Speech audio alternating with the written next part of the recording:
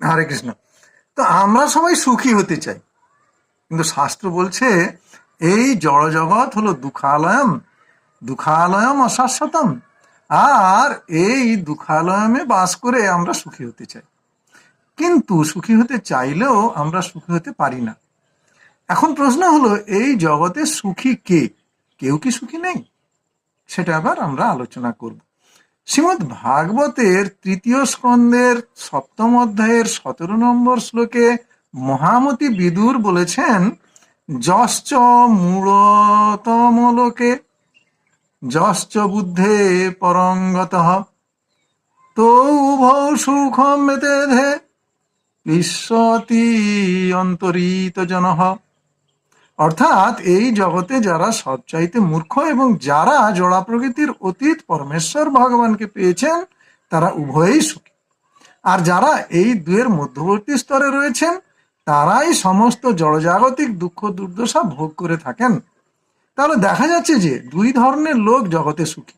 এক হলো মহামূর্খ, আর দুই হলেন পরমহংস, অর্থাৎ যারা ভগবানকে পেয়েছেন।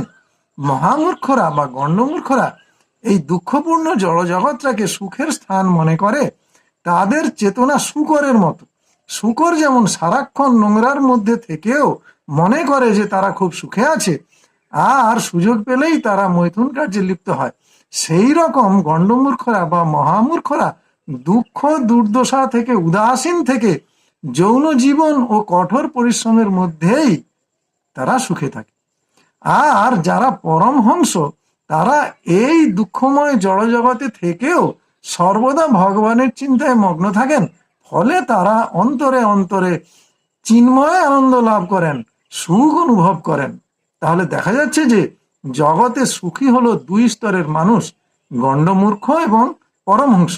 আর এই দুই স্তরের মধ্যবর্তী স্তরের মানুষেরা জগতে সুখী নয়, তারা শূকরের স্তরেও নেই আর পরমহংস স্তরেও নেই।